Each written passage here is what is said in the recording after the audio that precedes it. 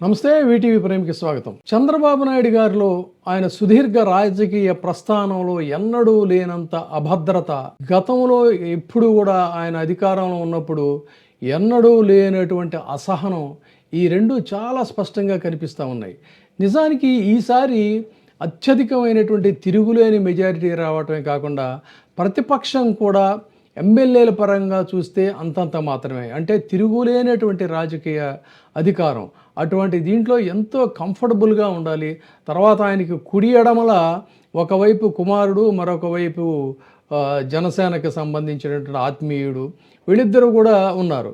అలాంటిది ఇంత కంఫర్టబుల్గా ఉండాల్సింది ఎందుకు ఈయన అంత అన్రెస్ట్ ఫీల్ అవుతున్నారు అనేది చూస్తే, నిజానికి జరుగుతున్నది ఏంటి, జరిగింది ఏంటి అంటే, ఏ ప్రామిసెస్ అయితే చేశారో అవన్నీ కూడా ఒక్కటి తప్ప ఒక్కటి మినహాయించి మిగతా అన్నీ కూడా చేసినటువంటి ప్రామిసెస్ అన్నీ కూడా మొత్తం మబ్బులు, సూర్యుడిని కప్పిపుచ్చినటువంటి, వాస్తవం అనేటువంటి సూర్యుడిని కప్పిపుచ్చినటువంటి మబ్బులు పటాపంచలైపోయినట్టుగా మొత్తం అన్నీ కూడా తొలగిపోవడంతో వాస్తవాలు ఒక్కొక్కటి తెలిసినటువంటి పరిస్థితుల్లో ఏం చేయాలో తెలియనటువంటి స్థితి.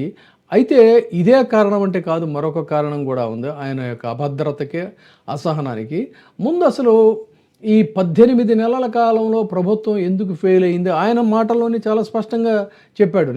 మీరు బాగా చేశారని మీరు అనుకుంటున్నారు, ఎండ్ అవుట్కమ్ రావడం లేదు. మీరు బాగా చేశామని అనుకుంటున్నాం నేను కూడా, కానీ ప్రజలు మెచ్చడం లేదు. ఏ స్టేక్ హోల్డర్స్ కోసం పనిచేశామో వాళ్ళు మెచ్చకపోతే దెర్ ఇస్ సంథింగ్. నిజానికి అంతకుముందు ఆయన అన్నదేంటి, ఇది పొలిటికల్ గవర్నెన్స్ అన్నాడు. పొలిటికల్ గవర్నెన్స్ మా వాళ్ళు చెప్తారు మీరు ఫాలో అవ్వాలని చెప్పి, తీరా ఫెయిల్యూర్స్ అన్నీ కూడా ఒకవైపు వచ్చి మీద పడుతున్నటువంటి స్థితిలో దానికి అధికారులను బాధ్యులను చేయాలనేటువంటి దీంతో అధికారులకి డైలాగ్ వేయటం అనేది, అసలు ఇది ఈ కాన్ఫ్లిక్ట్ ఏంటి ఆయన యొక్క థాట్ ప్రాసెస్లో అనేది ఒక ప్రధానమైనటువంటి అంశం. ఇది ఇది విమర్శ కాదు, రాజకీయ దూషణ అంతకంటే కూడా కాదు. ఇది ప్రజల జీవితాల నుంచి వస్తున్నటువంటి ప్రశ్న. ఆ రకంగా మనం చూసుకున్నట్టయితే కేటగారికల్గా చాలా బ్రీఫ్గా చూద్దాం. 18 నెలల పాలన తర్వాత ఆంధ్రప్రదేశ్లో మధ్యతరగతి మహిళల నుంచి, యువత నుంచి, పెన్షనర్స్ నుంచి వినిపిస్తున్నటువంటి ఒకటే మాట, మేము అనుకున్నది వేరు, జరుగుతున్నది వేరు. అదే కదా నాయుడు గారు కూడా స్పష్టం చేసింది కలెక్టర్ల సమావేశంలో. ప్రజల్లో అసంతృప్తి ఉంది. అయితే మరి ఆ అసంతృప్తి ఎందుకు వచ్చింది? నిజానికి మీరు అధికారంలోకి వచ్చాక అద్భుతాలు సృష్టిస్తూ ఉన్నారు, సంపదను సృష్టిస్తూ ఉన్నారు, అందరికీ అనేక రకాల ప్రామిసెస్ చేశారు. ఒక్క ప్రామిస్ ఫుల్ఫిల్ చేశారు, అది తప్ప మిగతా వాళ్ళందరినీ కూడా మొత్తం నిరాశే ఎదురైంది. అది వర్గాల వారీగా చూద్దాం. మిడిల్ క్లాస్కి వచ్చినప్పుడు చూస్తే ఒక సాధారణ మధ్యతరగతి కుటుంబం ఏమైనా బాగుపడిందంటే, పాలు పెరిగిపోయాయి, కూరగాయలు పెరిగిపోయాయి, స్కూల్ ఫీజులు పెరిగిపోయాయి, హాస్పిటల్ బిల్లులు, కరెంటు బిల్లులు పెరిగిపోయాయి. ఆదాయం పెరిగిందంటే పెరగలేదు, ఖర్చులు మాత్రం ఆగలేదు. సంపద సృష్టి అనేటువంటి మాట కేవలం ఒక నోటి మాటగానే మిగిలిపోయింది. మరి చేతిలో మనీ సర్క్యులేషన్ ఏమైనా ఉందా అంటే, చేతిలో మనీ సర్క్యులేషన్ కూడా లేనటువంటి పరిస్థితి. అదే జగన్మోహన్ రెడ్డి ఉన్న టైంలో కొన్ని వర్గాల చేతిలోనైనా మనీ సర్క్యులేషన్లో ఉండేది, ఇప్పుడు అది కూడా లేదు. ఇక స్మాల్ వెండర్స్కి వద్దాం. స్మాల్ వెండర్స్ అద్భుతాలు జరుగుతాయి అనుకున్నారు చంద్రబాబు నాయుడు గారు వస్తే. రోడ్డు పక్కన కూరగాయల అమ్మకం దగ్గర నుంచి, చిన్న దుకాణాల దగ్గర నుంచి, టీ స్టాల్స్ దగ్గర నుంచి ఎక్కడా కూడా మనీ సర్క్యులేషన్ అనేటువంటిది లేదు. అప్పు పుట్టేటువంటి పరిస్థితులు కూడా లేవు. రోజంతా కూర్చున్నా సాయంత్రం వరకు కూడా లాభం లేదు. ఇక డీజిల్ జిఎస్టీ నిబంధనలు ఇవన్నీ సరే, చిన్న వ్యాపారికి ఇవన్నీ కూడా భారంగానే మిగిలాయి. ఎంప్లాయీస్ విషయానికి వద్దాం. ఎంప్లాయీస్ కసిగా జగన్మోహన్ రెడ్డిని ఓడించి తీరాలనేటువంటి దాంట్లో అగ్రభాగాన నిలబడినటువంటి వాళ్ళు ఎంప్లాయీస్. ఈ రోజున వాళ్ళ డిఏపిఆర్సీల పరిస్థితి ఏంటి? పని ఒత్తిడి పెరిగింది, గుర్తింపు తగ్గింది. ఇది ఇక వాళ్ళ విషయాలు ఇంకా చాలా ఉన్నాయి, మనకు మెల్లమెల్లగా వాళ్ళే చూసుకోవాలి. ప్రైవేటు ఉద్యోగులు, వాళ్ళకి జీతాలు పెరగడం లేదు, ఉద్యోగ భద్రత లేదు, కొత్త పరిశ్రమలు వస్తాయని చెప్పిన ఏదో ఆకాశంలో మబ్బులు చూపించారు, ఆ వర్షం కూడా పడుతున్నటువంటి పరిస్థితి లేదు.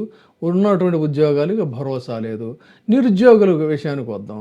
నిరుద్యోగ యువత వచ్చినట్టయితే చేతిలో డిగ్రీలు ఉన్నాయి, లక్షల ఉద్యోగాలు సృష్టిస్తామని చెప్పిన ఎన్నికల ప్రచారంలో చెప్పారు. కానీ డిఎస్సి ఎప్పుడు, గ్రూప్ ఎగ్జామ్స్ ఎప్పుడు? ప్రతి ప్రభుత్వం మారినప్పుడు ఇదే ప్రశ్న, వాళ్ళు అలా ఎదురు చూస్తూనే ఉంటారు. అంతే, అంతకుమించి వాళ్ళకేమీ లేదు. ఇక మహిళలకి అయితే ఎంత కలర్ఫుల్ సినిమా చూపించాడు ఆయన ఎన్నికల ప్రచారంలో. ఇవాళ ఇంటి బడ్జెట్ మహిళ చేతిలో ఉంటుంది, ఆ బడ్జెట్ అదుపు తప్పుతుంది, ధరలు పెరిగిపోయి ఆర్థిక భరోసా లేక సతమతమవుతున్నటువంటి పరిస్థితి. వాళ్ళ సంగతి సరే పోనీ బయటికి వెళితే భద్రత ఉందా అంటే భద్రత కూడా లేదు. ఎందుకంటే ఆయన చేసినటువంటి ఫుల్ఫిల్ చేసిన ఒకే ఒక్క ప్రామిస్ వల్ల ఈ రోజున మహిళలకు భద్రత కూడా లేని పరిస్థితి. స్టూడెంట్స్ విషయానికి వస్తే ఫీజు రియంబర్స్మెంట్ లేదు, హాస్టల్ సమస్యలు, చదువుకునేటువంటి దారి కనిపించడం లేదు, చదువుకున్నా కూడా ఉపాధి దొరుకుతుందా లేదా అనేటువంటిది సమస్య. పెన్షన్ పెంపుదల లేదు, వైద్య ఖర్చులు పెరిగిపోయాయి. ఇక ఉపాధ్యాయుల సంగతికి వస్తే వాళ్ళు ఒకవైపు గొడవలు చేస్తూనే ఉన్నారు, బదిలీల గందరగోళం, అనవసరమైనటువంటి బాధ్యతలు తమ మీద పెడుతున్నారు, బోధన కంటే కూడా ఈ వర్క్ ఎక్కువైపోయింది అనేటువంటిది, గౌరవం పూర్తిగా తగ్గిపోయింది అనేటువంటిది వాళ్ళ భావన. ఇన్ని రకాలుగా ప్రతి ఒక్క తరగతిని తీసుకుంటే అన్ని తరగతుల్లో కూడా కేవలం ఆ రోజున చేసినటువంటి ఒట్టి మాటలే తప్ప గట్టి మీలు అనేది ఎక్కడ కూడా కనిపించని పరిస్థితి. ఇక లా అండ్ ఆర్డర్ విషయానికి వస్తే చూసాం, యావత్ భారతదేశంలోనే పోలీసు శాఖ ఆంధ్రప్రదేశ్లో అధ్వానమైనటువంటి పరిస్థితిలో ఉందని చెప్పని, చట్టం ఉంది, భరోసా లేదు, చిన్న వివాదాలే సమస్యలుగా మారిపోయే పరిస్థితి. కేవలం రాజకీయ పరమైనటువంటి కక్షలను తీర్చుకోవడం కోసం వాటి కోసం మాత్రం చాలా ఉత్సాహంగా కొన్ని వర్గాలు మాత్రం కొంతమంది మాత్రం పనిచేస్తున్నారు ఆ శాఖలో. సో ఇలాంటి పరిస్థితుల్లో మరి సహజంగానే అసంతృప్తి పెరుగుతుంది కదా. ఇది ఒక యాంగిల్. ఇది చంద్రబాబు నాయుడు గారి యొక్క అసహనానికి, అభద్రతకి ఇది ఒక యాంగిల్ మాత్రమే. మరొక యాంగిల్ ఏంటి, పాలన మీద ఆయన పట్టు పూర్తిగా లేదు. ఆయన పట్టు ఉన్నట్లయితే పరిస్థితులు మరో రకంగా ఉండేమో. కానీ ఫోర్ ఫ్రంట్లో గతంలో కూడా చెప్పాం మనం, ఆ ఫోర్ ఫ్రంట్లో ఆయన మాత్రమే ఉన్నాడు తప్ప అనేక నిర్ణయాలు అవన్నీ కూడా ఆయన ప్రమేయం లేకుండానే జరుగుతున్నాయి. దాని ఫలితాల వల్లే ప్రజల్లో ఒక రకమైనటువంటి అసంతృప్తి పెరుగుతుంది.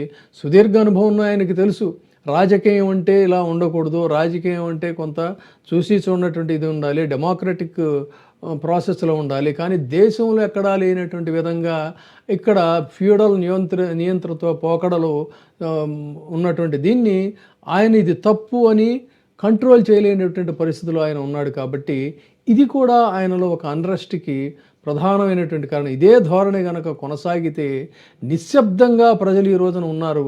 ఇది నిశ్శబ్దం ఎంత భయంకరంగా ఉంటుందనేటువంటిది వయోభారంలో సుదీర్ఘ అనుభవం ఉన్నటువంటి ఆయనకి ఖచ్చితంగా బయటపడకపోయినా ఆయనకి తెలుసు. కాబట్టి ఇలాంటి ఒత్తిళ్లు కూడా ఆయన్ని వేధిస్తున్నాయి, వెంటాడుతున్నాయని చెప్పని అనుకోవచ్చు. ఈ పరిస్థితుల్లోనే ఆయన పూర్తిగా అన్రెస్ట్తో, అసహనంతో ఉన్నారు. 18 నెలల కాలంలోనే ప్రజల్లో పూర్తి విశ్వాసం సన్నగిల్లిపోయింది. ఒక్క విషయాన్ని మాత్రం ఆయన ఫుల్ఫిల్ చేశాడు. అది ఏంటంటే మందుబాబులకి ఆయన మంచి మందు ఇస్తా ఉన్నాడు. అది మరి మంచి మందో పిచ్చి మందో నా బోటోడకైతే తెలియదు, కానీ మందు మాత్రం ఎక్కడ కావాలంటే అక్కడ దొరుకుతూ ఉంది. మిగతా అన్నీ కూడా ఆయన ప్రామిసెస్ అన్నీ కూడా పూర్తిగా సున్నా. ఇది ఆయన యొక్క అన్రెస్ట్కి కారణం. Thank you. ఇప్పుడే సబ్స్క్రైబ్ చేయండి, లైక్ చేయండి, షేర్ చేయండి.